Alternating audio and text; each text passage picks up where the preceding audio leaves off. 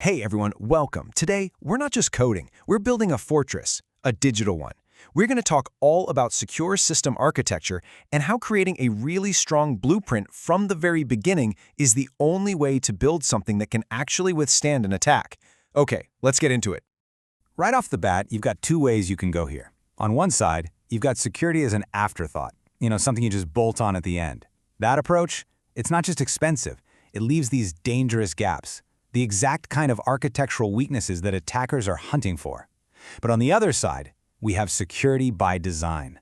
Now this is our goal, making the system safer from the ground up, tackling risks nice and early, and believe it or not, making the whole thing easier to maintain later on. So what does this security by design thing really mean in practice? Well, it's a huge shift in philosophy. Instead of waiting until the end to ask, hey, is this thing secure?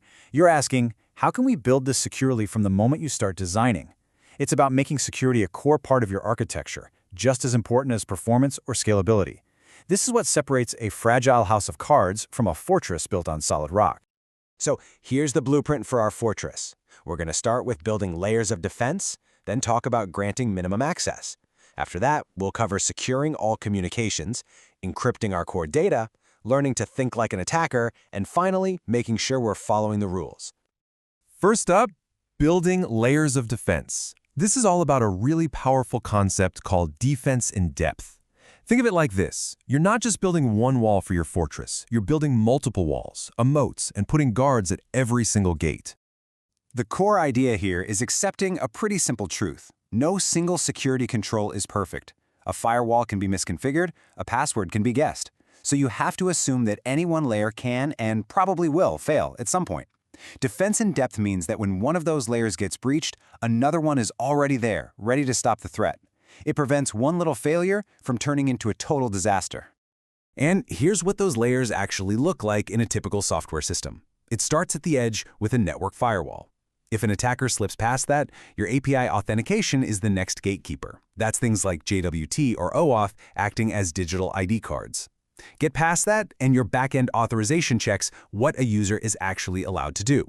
And it just keeps going deeper, validating inputs, controlling database access, and all the while logging and monitoring everything to spot anything suspicious.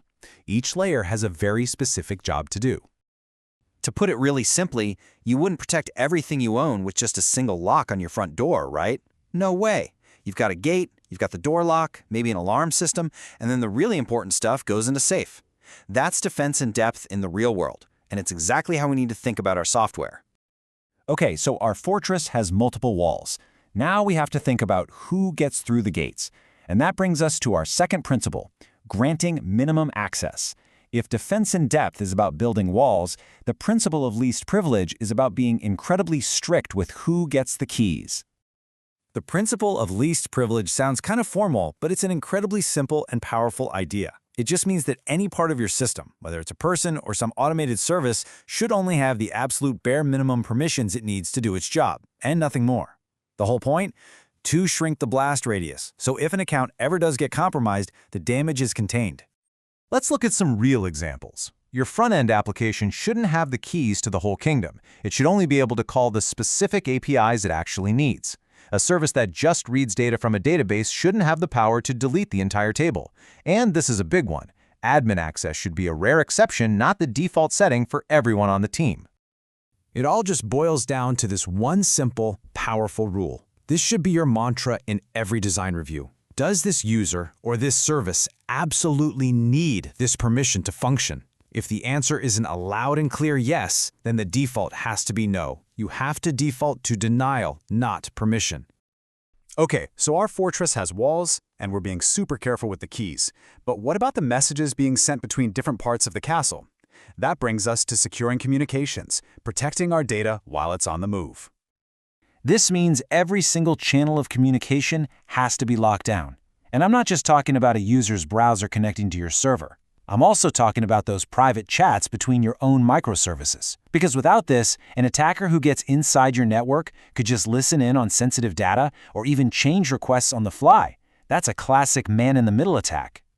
So how do we actually do this? Well, using HTTPS for all external traffic is the absolute baseline. non-negotiable. But just as important, we have to secure the traffic inside our network, between services. This is often done with something called mutual TLS, where services have to prove their identity to each other before they're allowed to talk. And, of course, every API call needs to be authenticated to make sure the request is legit. And this all leads to a fundamental rule of modern architecture. You have to adopt a zero-trust mindset.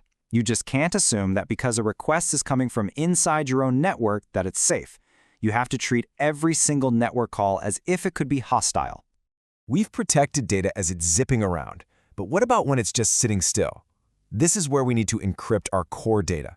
Think of this as locking the crown jewels in an unbreakable vault, deep inside the fortress. It's so important to remember that data exists in two states, and you've got to protect both of them. Data in transit is what we just talked about. Data flying across the network, protected by things like TLS. But data at rest is just as vulnerable. This is your data when it's saved in a database, sitting on a hard drive, or stored in a backup. If an attacker gets past all your other defenses and gets access to your storage, encryption is literally your last line of defense. All right, time to switch hats. To build a truly secure fortress, you have to learn to think like the people who are actively trying to tear it down. This is the art of threat modeling. It's where we become our own spy, trying to anticipate the enemy's every move. Now, threat modeling isn't just random guesswork. It's a structured process. First, you figure out your valuable assets. What are you actually trying to protect? Then, you brainstorm all the possible ways an attacker could try to get to them. After that, you analyze how bad it would be if they succeeded and how likely each threat is. And finally, you design specific controls or mitigations to stop them. This right here, this is the single most important question you can ask yourself.